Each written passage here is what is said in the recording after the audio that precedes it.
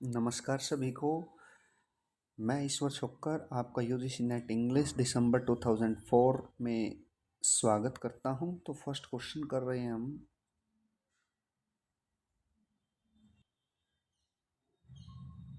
First question, in Langland Piers the Plowman Piers appears finally in, किस में appear हुए थे? पियर्स प्लोमैन में, पियर्स द गुड सेमरिटन में। किस में? Answer D, the good Samaritan में। नेक्स्ट है अपना, it is decided it is decided that each Canterbury pilgrims would tell in all. ऐसा निर्णय लिया गया था कि हर जो पिलग्रिम थे वो कैंटरबरी टेल में कितनी कहानियाँ सुनाएंगे? वो 4 सुनाएंगे। 2 आते टाइम और 2 जाते टाइम, 2 आने के समय और 2 जाने के समय। तो कितनी कहानियाँ सुनाएगा हर पिलग्रिम? वो सुनाएगा 4 कहानियाँ। नेक्स्ट है, Venus and Adonis is long narrative poem by, किसकी है वीनस एंड एडोनिस? सभी को पता है, William Shakespeare. William Shakespeare. Venus and Adonis is written by William Shakespeare.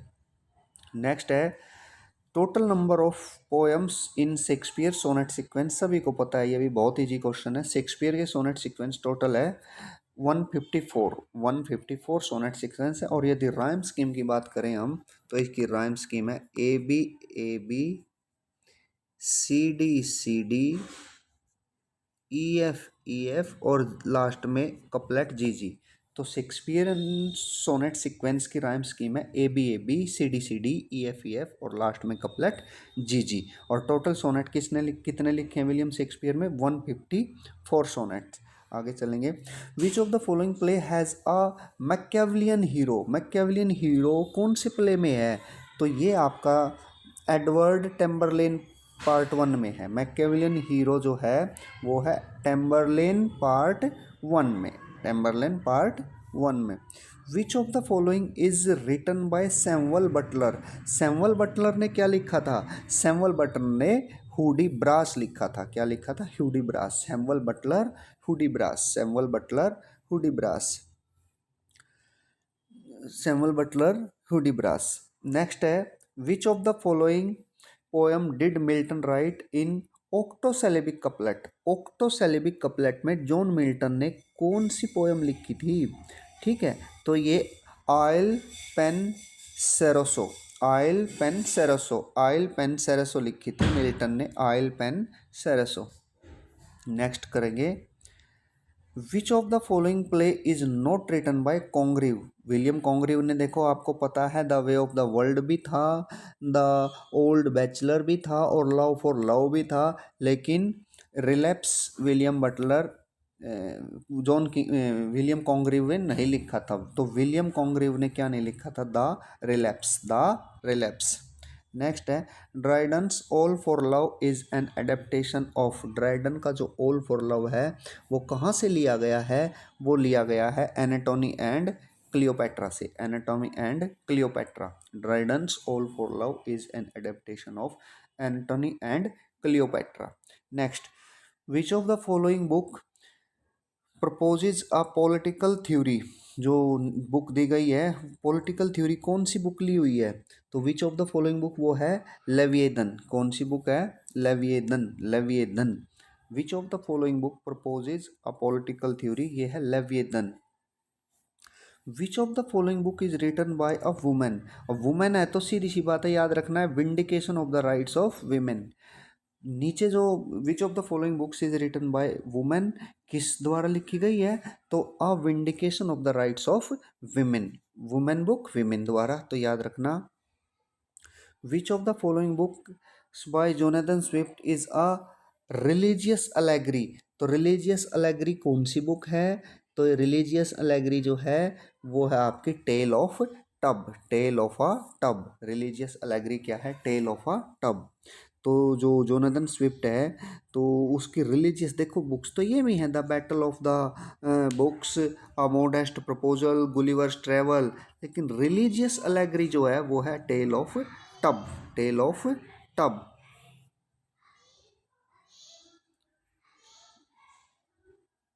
Next है, which of the following is a Victorian work by William Blake. William Blake का Victorian work कौन सा है?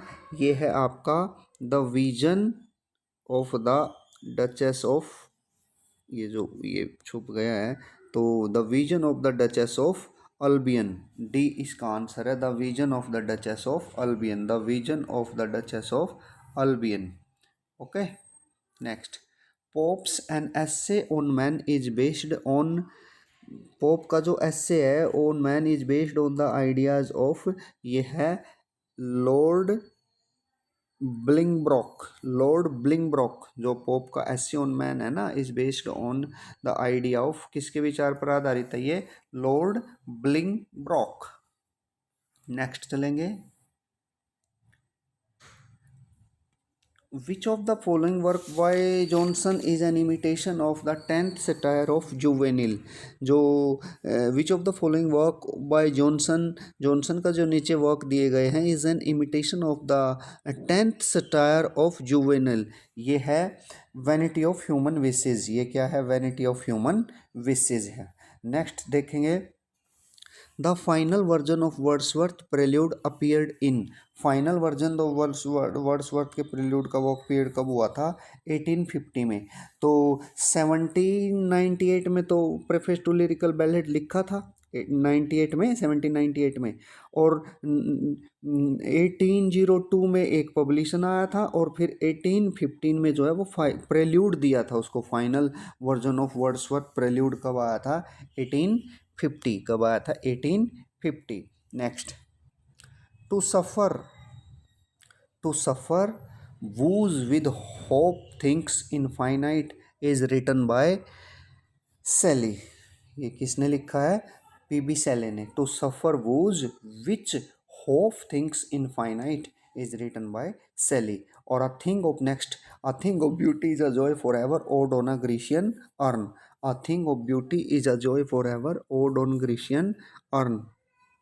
Next है, which of the following novels is a satire on Gothic novel?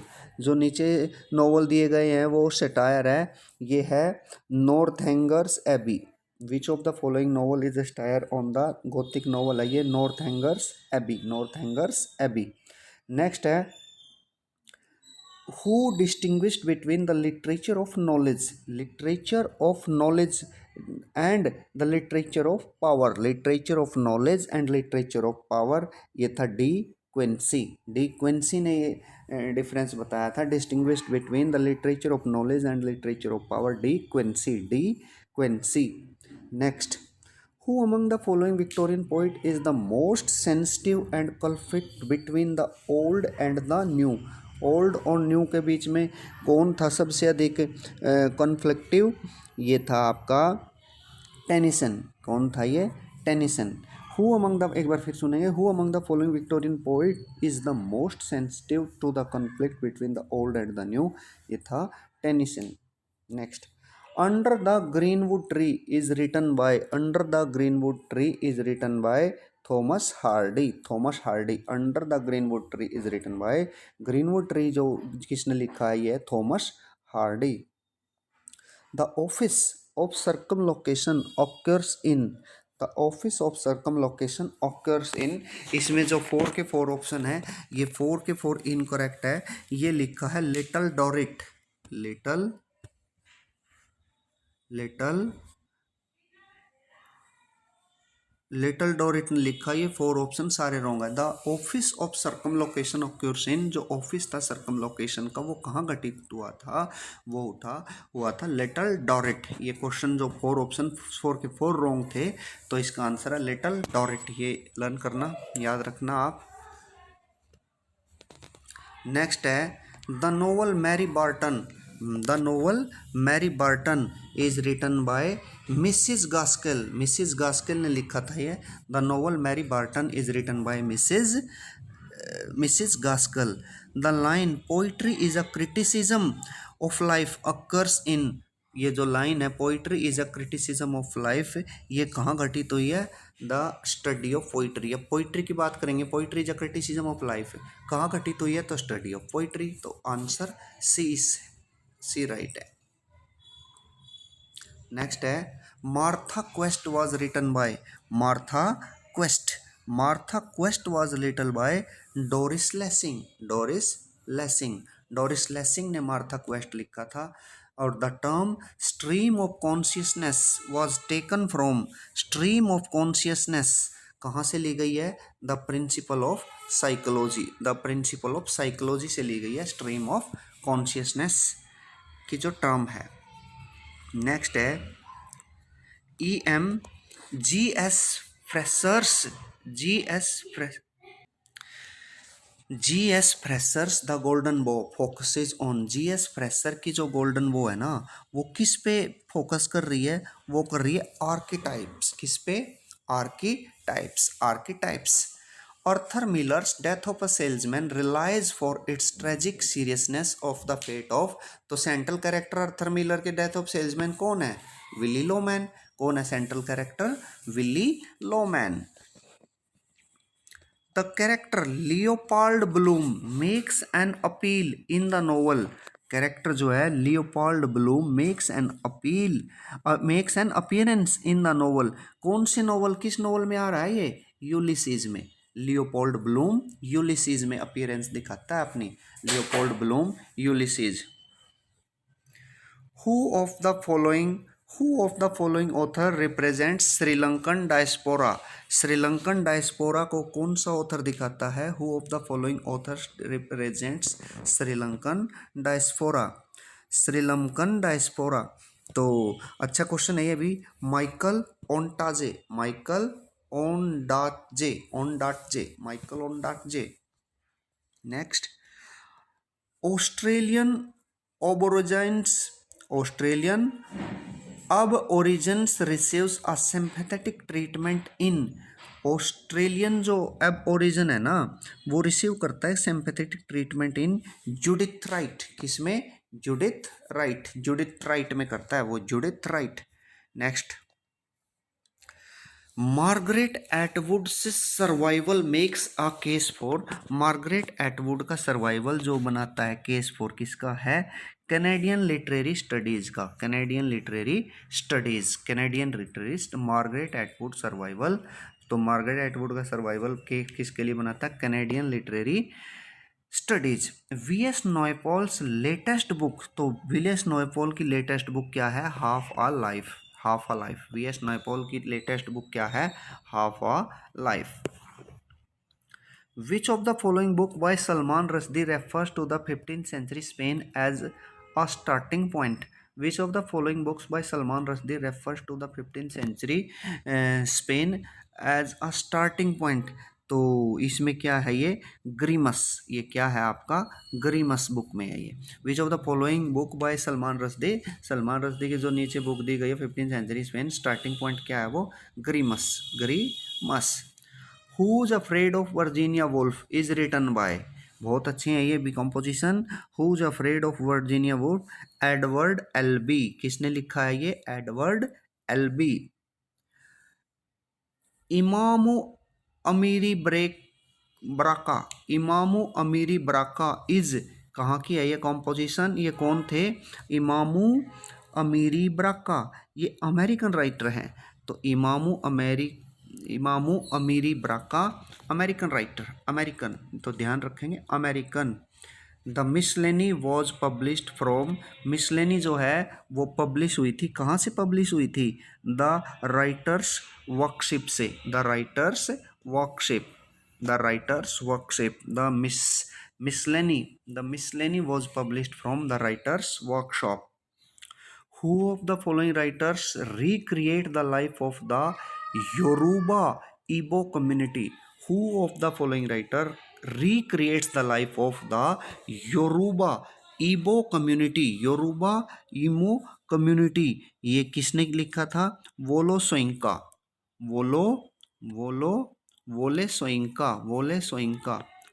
सोइंका. Who of the following writers recreates the life of the Yoruba Igbo community? Wole Soyinka. Who of the following writers white female authors are sympathetic to the cause of the black? Who of the following white female authors are sympathetic to the cause of the blacks. तो कौन थे ये थे आपके नेडाइन Gordimer. कौन थे? Nadine Gordimer. New criticism consider text as. New criticism text को कैसे मानता था? तो ये मानता था autotelic. New criticism consider text as autotelic. Next है आपका mythologies was written by Roland Barthes. Mythologies was written by Roland Barthes. Next, the word catharsis signifies purgation. Catharsis means purgation. The rejection of universalism is mark of deconstruction. Rejection of universalism is a mark of deconstruction. Next, Eliot's theory of objective correlative appeared in his essay entitled। Eliot की जो theory है objective correlative वो उसके ऐसे Hamlet में। तो Hamlet William Shakespeare का play भी है और एक टी.एस. इलियट का एस्से भी हैमलेट है। उसमें कौन सी थ्योरी दी है टी.एस. इलियट ने? Objective correlative. Sprung rhythm is an example of. Sprung rhythm किसका एग्जाम्पल है? जी.एम. हॉपकिंस की टर्म है ना स्प्रंग रिदम। तो स्प्रंग रिदम एग्जाम्पल है मीटर। किसका एग्जाम्पल है sprung rhythm? Metre. Next, more is thy due than more than all can pay is an example of. More is thy due than more than all can pay, ये example है extra syllable. फिर से सुनेंगे, more is thy due than more than all can pay, इतना दे सकते हैं जितना उससे ज़्यादा मोर ड्यू है। तो ये एग्जाम्पल किसका? Extra syllable. Unrhymed metrical composition consisting of 5 iambic pentameter in each line is called। देखो अनराइम मेट्रिकल कॉम्पोजिशन है, अनराइम है जिसमें कोई राइम स्कीम ही नहीं। तो राइम स्कीम तो किस में नहीं होती? ब्लैंक वर्स में नहीं होती। तो unrhymed metrical composition consisting of 5 iambic measures in each line is called blank verse। Next, verses stories dealing with chivalry, knight errantry, enchantments and love are known as। फिर से सुनेंगे, verses stories dealing with chivalry, knight errantry, enchantments and love are known as the metrical romances. क्या है ये? The metrical romances में मिलती हैं ये सारी चीज़ें। He is a citizen of no mean city is an example of. He is a citizen of no mean city, ये किस का एग्जाम्पल है? ये है litotes. He is a citizen of no mean city, litotes. So thank you for watching the video.